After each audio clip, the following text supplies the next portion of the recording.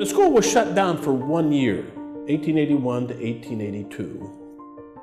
And after that, they decided, wow, we've got to do better. So they created dormitories. They didn't have dormitories before that. The students lived with families in the village around the college. And they began to try to put work-study ideas. They began to get more Bible in there, but there was too much conflict with the faculty. And so change didn't happen.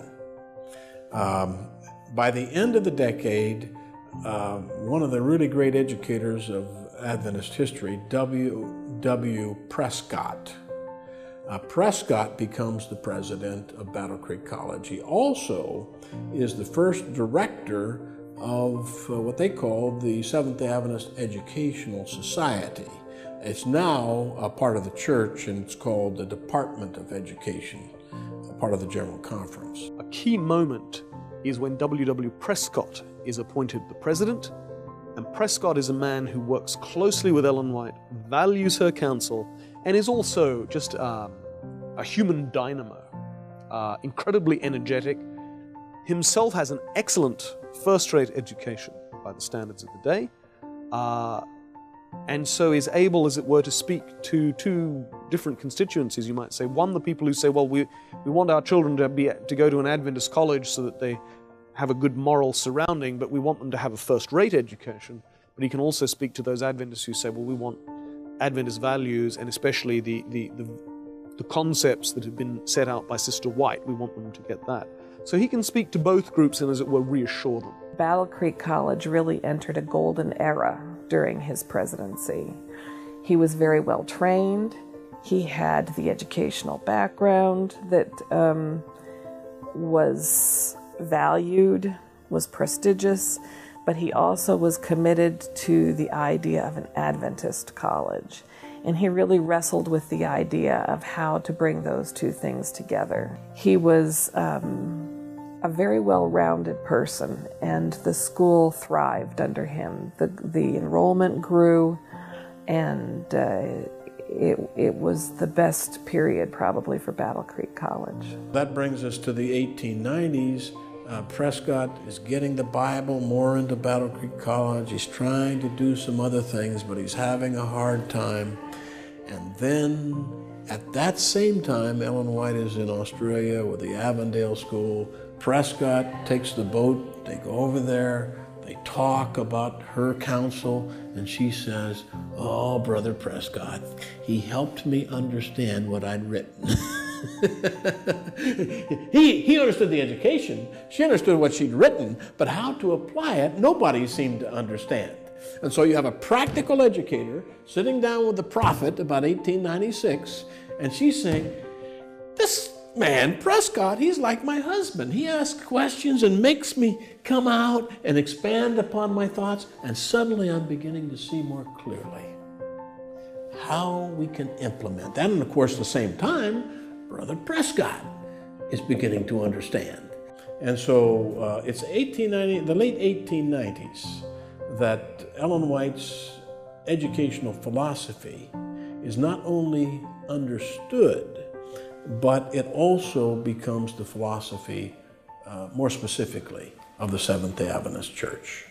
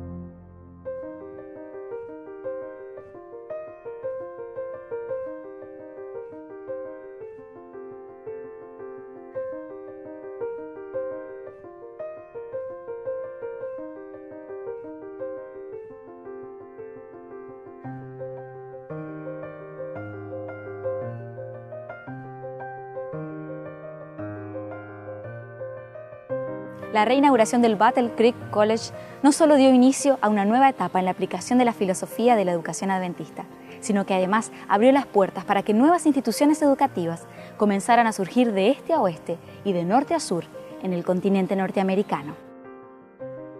As we noted already, Battle Creek College had a problem in 1881.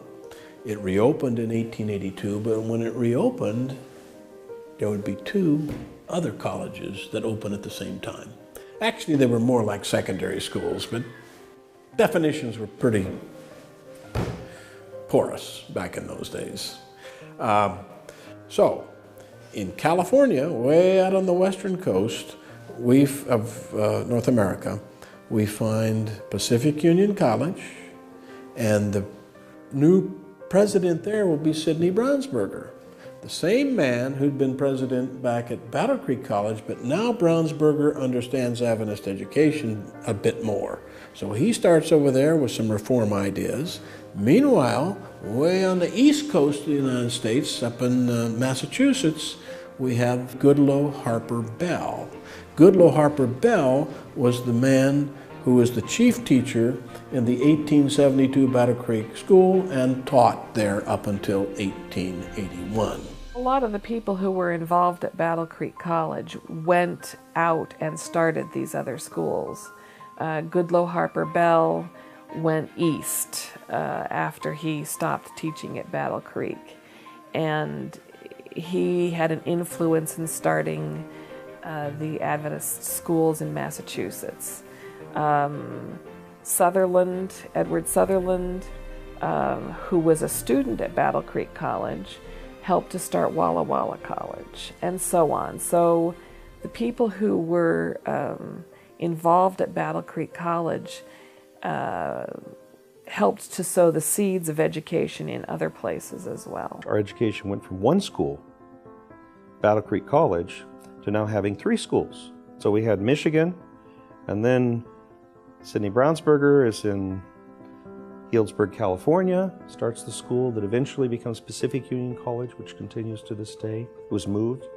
And going east, Professor Bell and others, S.N. Haskell, start South Lancaster Academy, which becomes Atlantic Union College. And so then we went from 1 to 3. And of course it grew from there, and we had other schools started. By the early 1880s, Adventist education is beginning to spread out. And by 1890, you get Union College, 1892, that's in Nebraska, the center part of the country.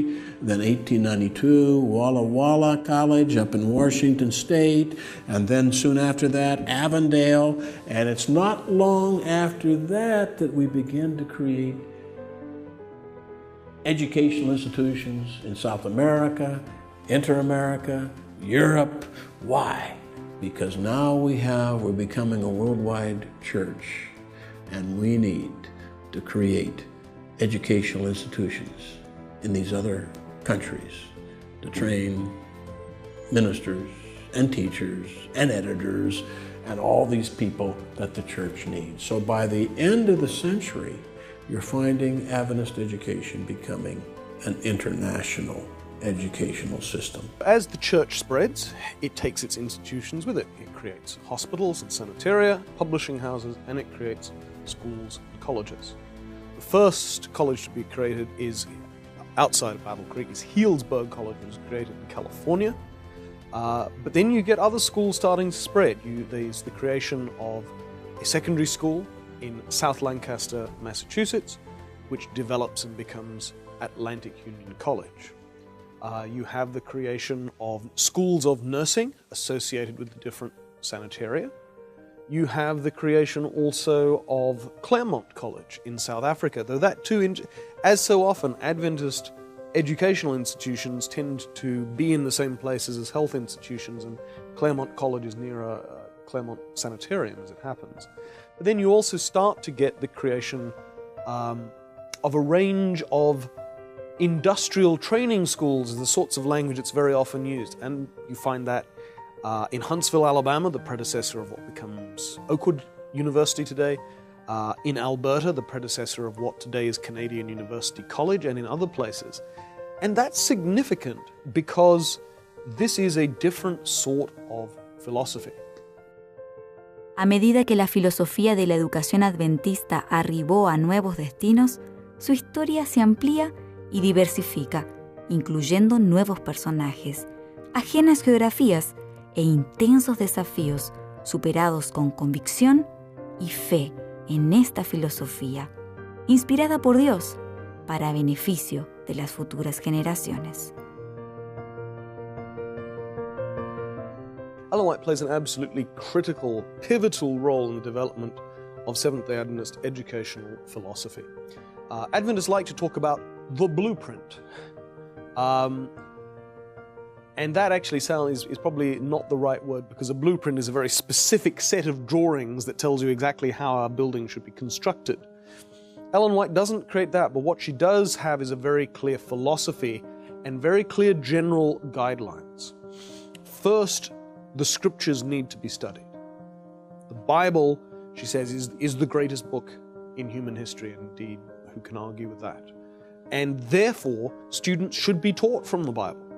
And using the scriptures, she says, you can not only teach theology, you can teach a range of other, you can use it in teaching in a range of other disciplines as well. But certainly, if you come out of an Adventist education, you need to be well drilled in the scriptures. Secondly, however, Ellen White is very concerned with practical skills, with skills that can be used in work and that can be valuable for the rest of your life, rather than just the 3 or 4 years that one is at a college or university. Ella escribió repetidamente de que la educación adventista debería involucrar el trabajo, en la educación por medio del trabajo, y que eso debería ser una característica esencial en la filosofía de la educación adventista. Y por supuesto, junto con eso, el concepto de que educamos toda la persona y no solamente su intelecto, que lo educamos en forma espiritual, también en aspectos físicos, que no solamente incluyen habilidades prácticas, sino también una conciencia de la salud, que era también un tema revolucionario para ese tiempo, y que también los aspectos sociales, por ejemplo, el servicio, el testimonio. Así que era una filosofía que involucraba a toda la persona de manera integral. Basic to it is the concept of redemption. She was interested in education as a way of holistically bringing a person back to what God wanted. And, very often Adventists have a poor idea of our educational system, but in actual fact, what we are aiming to do is to not just fix up the brain, to make the brain better, but to give a person intellectual knowledge and to give a person a heart, a desire for what God wants us to be and to do, and to help us to act properly. And so it's not just fixing up the mind, but making the whole person a better person. And it seems to me that Adventist education aims to do that. To change the heart first, which then changes the mind, which results in the acts. So as Christians, we are living a life that reflects not just an intellectual understanding of God, but an experiential understanding of God. Adventist education should prepare the heart, the head, and the hand. It should be a blend of the intellectual and the social and the physical and the spiritual. I think the goal for Adventist education is probably best summed up in Luke 2:52, which is kind of a report card of Jesus himself.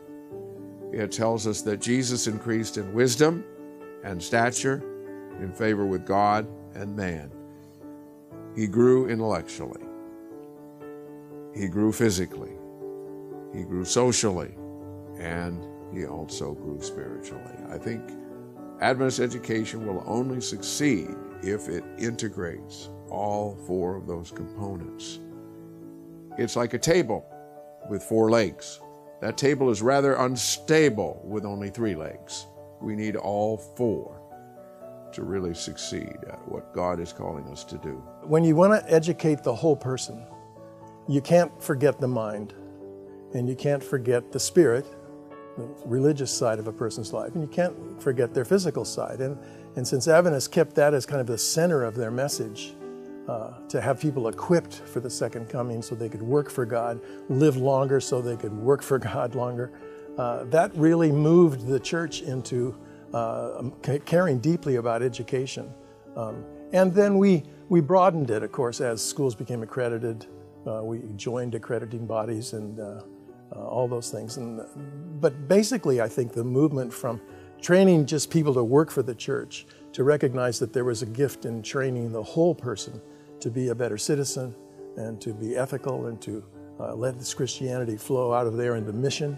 Certainly those were all motivations in the early church to build an educational system. Pero cuando la misión es cambiar un paradigma, el reto es más que conocer la teoría. El desafío es saber aplicarla, pasar de la intención a la acción, de la causa al efecto y de la hipótesis a la experiencia. In the late 1890s, Adventist education was beginning to become more practically focused. This includes the establishment of the American Medical Missionary College, a medical school for training doctors now, not just nurses. It was established in Battle Creek and associated with Battle Creek Sanitarium, and thus under the leadership of John Harvey Kellogg, which creates its own problems and tensions. But still, you now actually have a school to train nurses, another school to train doctors, and in 1897 you have the creation of a teacher training program at Battle Creek College. So increasingly Adventist education is becoming more practical in the sense of creating practical courses.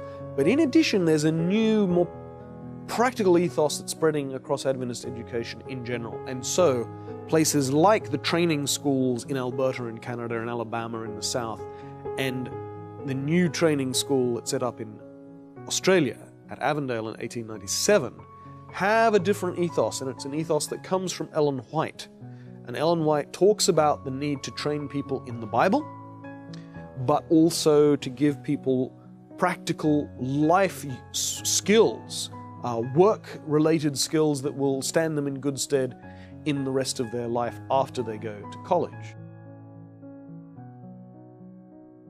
Cambiar un supuesto, descubrir nuevas formas de realizar aquello que se ha llevado a cabo siempre de la misma manera, requiere mucho más que buenas ideas y una clara filosofía.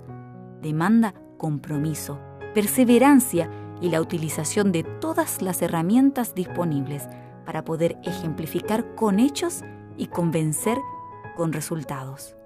Elena de White lo sabía. She was writing testimonies about school. She was trying to work with the administrators to get them to understand. Some administrators were easier to work with than others. Some personalities resonated better with the plan that God gave her, or what He showed her. But it wasn't until she got to Australia in the 1890s that she really could implement what she understood God was saying we should do in terms of Christian education. When she went to Australia, she had a chance for a fresh start. There were no other Adventist schools there. And so as she had influence over the establishment of Avondale College, she expressed these ideas of work and study and worship and how those all should be balanced, physical activity, how these should be balanced, how an education should be practical and spiritual and intellectual all at once. And this has been a special hallmark of Adventist education. Some speak of the blueprint. There's not really a blueprint, but it's a quick and short way to refer to this idea of holistic education, where we pay attention to the body and the social life, the practical and the spiritual, as they all work in balance with one another. And our research into Adventist education shows that that pays off. I think we don't really understand how it does. We have more to understand, but we've been on this journey to discover how to describe really how Adventist education works. And we have not discovered anything different than what Ellen White was writing about in those years when she was influencing the establishment of Avondale College. The place that Ellen White really did kind of set up an example of this was in Australia. Because when she started Avondale College, I shouldn't say she, but she was a part of it. She was one of the founders. There were others. But her determination was that this school will be more like God intended educationally. Not that what was happening in Battle Creek was evil or anything like that, but it was not meeting the goal just the way she and others had come to realize it from the Lord. So Avondale College became a school to represent this type of education. Fundado en 1897, el posteriormente conocido como Avondale College dio inicio a una revolución que traspasó fronteras, marcando un antes y un después en la forma de ejecutar los principios de la filosofía de la educación adventista, no solo localmente, sino a nivel mundial. 1897, Battle Creek College will go through a revolution. It will be stimulated by several things. Number one, it will be stimulated by Ellen White's calls for reform in Australia. Some people were very sensitive to that.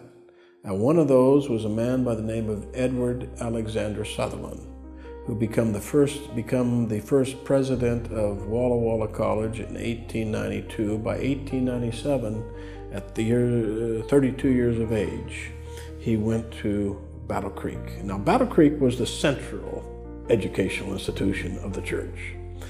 And there, he decided to put the reforms into practice, but he took things too far. Well, part of the problem was he came under some very dynamic leaders that tended to be a little on the fanatical side. One of them was Alonzo T. Jones, the great hero of the 1888 meetings. He was teaching such things as the Bible should be the only textbook. You should teach geography from the Bible. You should teach English from the Bible, or Spanish. You should teach mathematics from the Bible. The Bible should, so we're getting into this fanaticism. And unfortunately, this young man, Sutherland, and his academic dean, Percy T. McGann, they got carried away with some of these fanatical ideas. The first thing they did is they went out and they had a football field. They plowed it up and had the students plant potatoes in the playing field. Then they did away with academic degrees. We're not going to have any academic degrees. Academic degrees are evil.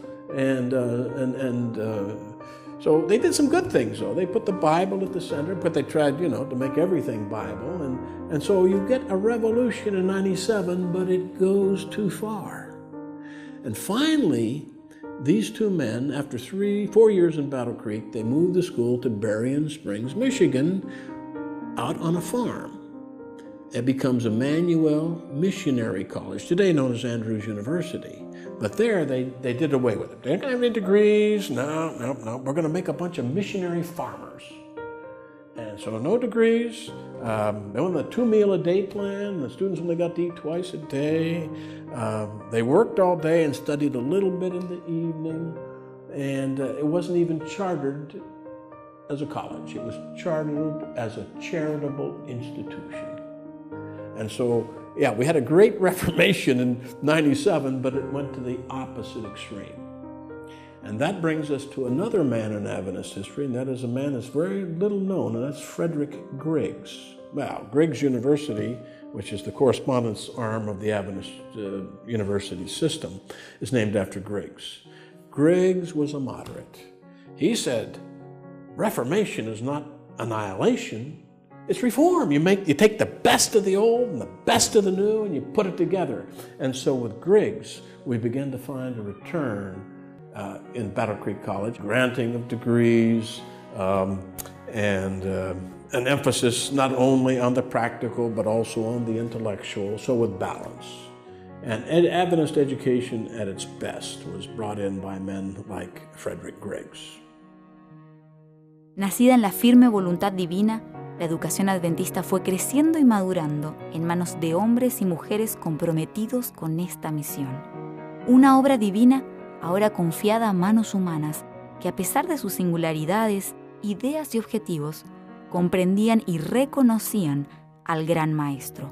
El maestro con mayúscula, aquel que es el autor y sustentador de la verdadera educación. Fuimos aprendiendo a medida que avanzábamos. Y eso es lo que debemos reconocer, que fuimos siendo orientados, me parece a mí, por Dios, a través de Elena de White y a través del pensamiento de algunos de estos directores, que fueron captando, en primer lugar, la teoría, los conceptos fundamentales, y luego cómo convertirlos en práctica. Me parece que eso es lo que uno aprende leyendo la historia de los comienzos de la educación adventista. Y a medida que pasaban las décadas y los años, se fue dando cuenta el liderazgo de la Iglesia de que debía no solo formar a los líderes de la organización, sino también a los miembros. O sea, cómo ir formando la mente y las destrezas y el carácter de los que van a ser los miembros de la Iglesia. Así que fue todo un proceso escalonado que ahora, mirándolo hacia atrás, nos resulta claro. Pero fue un modo de ir captando cada vez con más claridad ese concepto de lo que Dios quería que fuera la educación, no solo para los dirigentes, sino también para todos los miembros, que ahora nos beneficiamos de esos primeros pasos, de esos primeros aprendizajes.